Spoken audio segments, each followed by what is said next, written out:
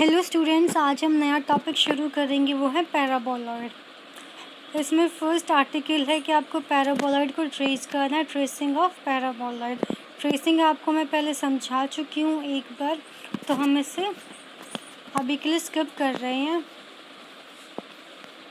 उसके बाद हमारे नेक्स्ट आर्टिकल है intersection of A line and a paraboloid. एक लाइन और पैराबोलॉइड का हमें इंटरसेक्शन निकालना है, मीन्स एक पैराबोलॉइड गिवन है और एक लाइन गिवन है और हमें उन दोनों के इंटरसेक्टिंग पॉइंट्स निकालने हैं।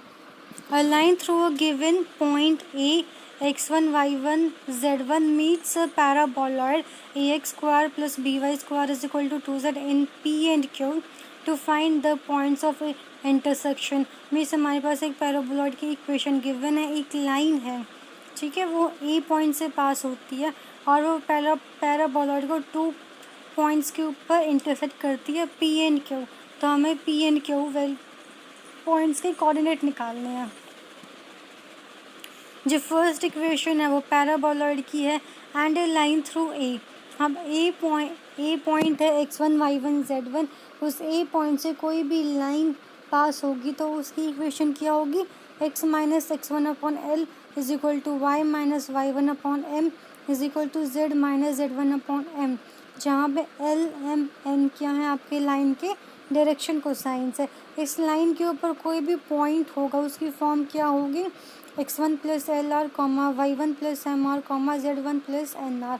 अब जो ये लाइन का पॉइंट है, मीन्स लाइन के 2 पॉइंट्स ऐसे हैं जो कॉनिकॉइड के ऊपर भी लाई करते हैं, मीन्स और पैराबोलॉइड के ऊपर भी लाई करता है, तो फिर वो 2 पॉइंट्स क्या होंगे, दोनों में कॉमन होंगे। तो ये जो पॉइंट है वो पैराबोलॉइड की इक्वेशन को भी सेटिस्फाई करेगा। तो फिर जो पॉइंट 2 है वो इक्वेशन नंबर 1 को सेटिस्फाई करेगा। तो हम पॉइंट 2 को इक्वेशन नंबर 1 में रख देंगे और सॉल्व करेंगे। तो सॉल्व करने के बाद आपके पास आर के अंदर एक क्वाड्रेटिक इक्वेशन आएगी जो कि इक्वेशन नंबर 3। अब इस इक्वेशन से आपके पास आर की 2 वैल्यूज़ निकलेंगे, फिर आर की 2 वैल्यूज़ रख के आप इक्वेशन नंबर 2 में पॉइंट पा सकते हैं। वो पॉइंट्स क्या होंगे आपके पी एंड क्यू, वो है point of intersection of a line and a paraboloid. Corollary 1 है all plane section of a paraboloid are conics, देखिए पैराबोलॉइड के सारे प्लेन सेक्शंस क्या होंगे, कॉनिक होंगे। क्रॉलरी 2 है a line drawn through a point A parallel to OZ meets the paraboloid ax square plus by square is equal to 2z in one point at infinity from A and the second point P। एक paraboloid given है और हमने ना point A से पास करती OZ के parallel एक line draw कर ली, वो पैराबोलॉइड को मीट करेगी एक तो इन्फिनिटी पॉइंट के ऊपर, एक पॉइंट P के ऊपर। हम हमारा नेक्स्ट आर्टिकल है to prove that The elliptic paraboloid is a limiting form of an ellipsoid and a hyperbolic paraboloid is a limiting form of a hyperboloid of one sheet। हम यहाँ पे proof करना है कि जो एलिप्टिक पैराबोलॉइड है वो एलिप्सॉइड का लिमिटिंग फॉर्म है और जो हाइपरबोलॉइड है वो हाइपरबॉलिक पैराबोलॉइड है वो हाइपरबोलॉइड ऑफ वन शीट का लिमिटिंग फॉर्म है। तो हम पहले फर्स्ट पार्ट देखते हैं। फर्स्ट पार्ट में इक्वेशन नंबर 1 हमारे एलिप्सॉइड की इक्वेशन है।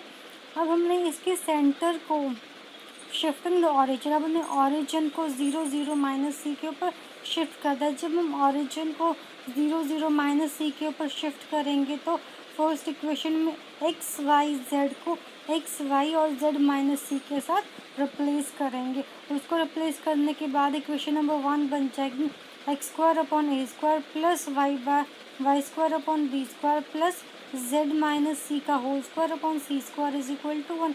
अब हम क्या करेंगे, होल स्क्वायर खोलेंगे और होल स्क्वायर खोलने के बाद आपके पास इक्वेशन आ जाएगी x square upon A square plus Y square upon B square plus Z square upon c square is equal to 2z upon c. ठीक है, अब जो आपके RHS में सी है वो डिवीज़न में है तो LHS में जाके हम क्या करेंगे, उसको मल्टीप्लाई कर देंगे और सॉल्व करने के बाद आपके पास इक्वेशन नंबर 2 आएगी।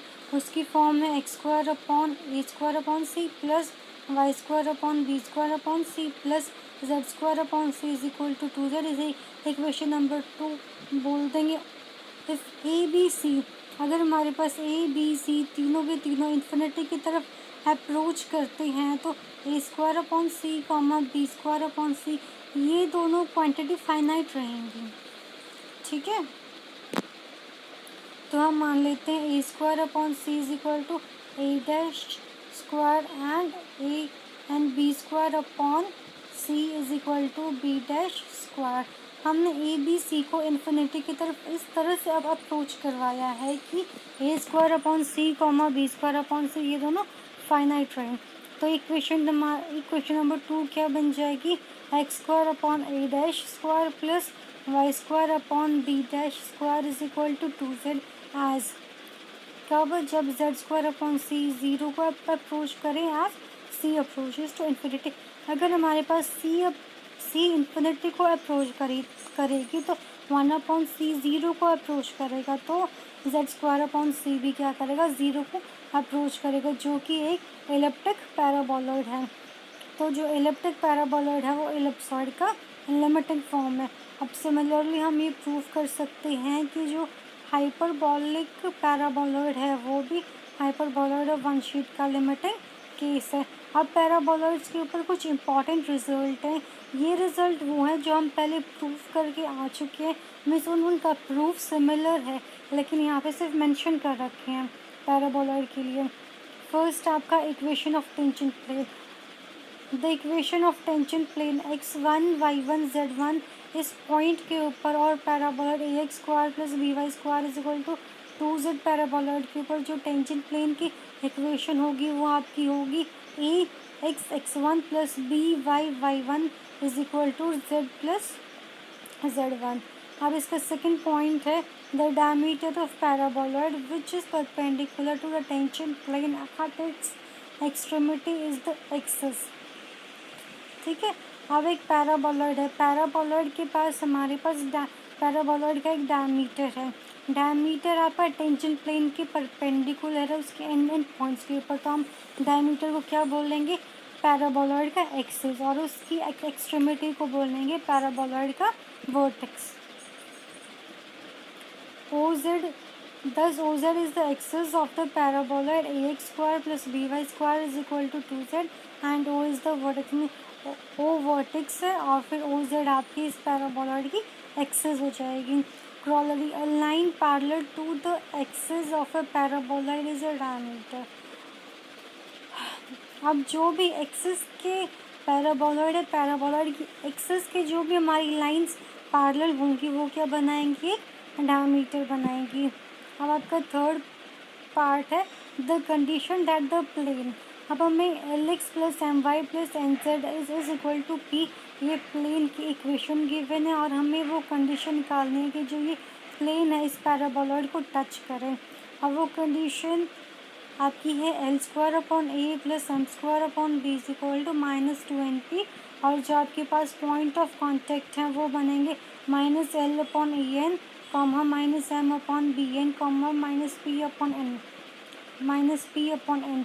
Also the equation of tangent plane to the paraboloid parallel to the plane Lx plus my plus nz is equal to 0 is 2n into Lx plus my plus nz plus l square upon a plus m square upon a is equal to 0। Means हमें यहाँ पे tangent plane की equation मतलब paraboloid के ऊपर एक tangent plane है और वो tangent plane Lx plus M Y plus N Z is equal to 0 इस प्लेन के पैरेलल है, तो उस टेंजेंट प्लेन की इक्वेशन हो जाएगी 2n into Lx plus M Y plus N Z plus L square upon A plus M square upon A is equal to 0, polar plane.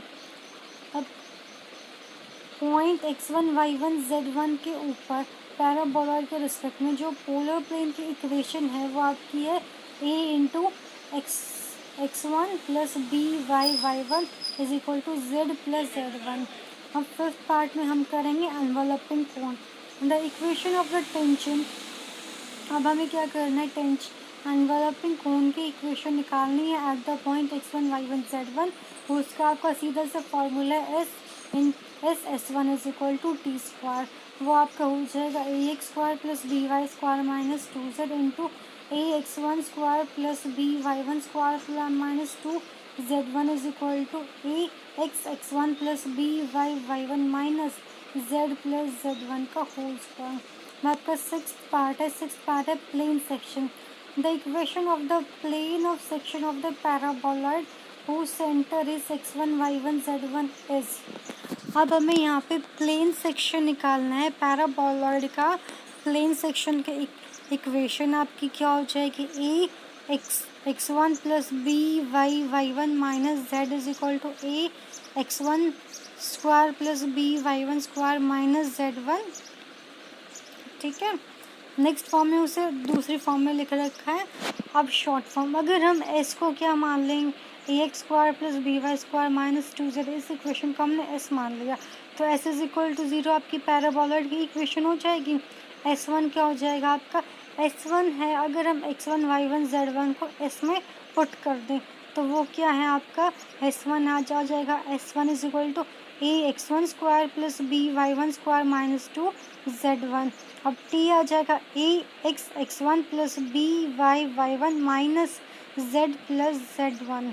ठीक है, अब t इज इक्वल टू 0 क्या आ जाएगा, tension plane की equation और plane section की equation हो जाएगी आपकी t is equal to s1। ये हमने शॉर्ट फॉर्म में सभी की इक्वेशन निकाल ली। अब हमारे पास सॉल्व एग्जाम्पल हैं। सॉल्व एग्जाम्पल में फर्स्ट एग्जाम्पल है, show that the plane 8x minus 6y minus z is equal to 5 touch the paraboloid x square upon 2 minus Y square upon 3 is equal to z and find the point of contact. अब हमें ये show करना है कि जो plane है वो इस पैराबोलॉइड को टच करता है और हमें पॉइंट ऑफ कॉन्टैक्ट भी निकालने हैं। द गिवन प्लेन, जो आपकी प्लेन की इक्वेशन है वो इक्वेशन नंबर 1 है, पैराबोलॉइड की इक्वेशन नंबर 2 है। अब हमने मान लिया कि जो एक प्लेन 1 है वो पैराबोलॉइड को x1 y1 z1 के ऊपर टच करता है। तो फिर अब ना पॉइंट और पैराबोलॉइड की इक्वेशन, इन दो चीज़ों को यूज़ करके हम टेंजेंट प्लेन की इक्वेशन निकाल सकते हो। टेंजेंट प्लेन की इक्वेशन हो जाएगी आपकी at the point x1 y1 z1 हो जाएगी 3x x1 minus 2y y1 is equal to 3 into z plus z1। अब जो इक्वेशन नंबर 1 एंड 3 है वो सेम इक्वेशन, कि वो सेम प्लेन को रिप्रेजेंट करता है, दोनों ही टेंजेंट प्लेन है। तो दोनों के हम क्या करेंगे, इन दोनों के कोफिशिएंट्स को हम कंपेयर करेंगे। तो इन दोनों के कोफिशिएंट्स को कंपेयर करने के बाद हमारे पास x1 की वैल्यू 8, y1 की वैल्यू 9 और z1 की वैल्यू 5 आ जाएगी। The plane will touch the paraboloid 2, और जो प्लेन 1 है वो पैराबोलॉइड 2 को टच करेगा एट द पॉइंट 8, 9 एंड 5। और जब ये टच तब करेगा जब ये पॉइंट ऑफ कॉन्टैक्ट है इक्वेशन नंबर 2 पे लाई करें, मीन्स इक्वेशन नंबर 2 पैराबोलॉइड की इक्वेशन को भी क्या करें, सेटिस्फाई करें। तो जब हम इस पॉइंट को 8, 9, 5 को पैराबोलॉइड की इक्वेशन में पुट करेंगे तो ये क्या होता है, सेटिस्फाई होता है। अब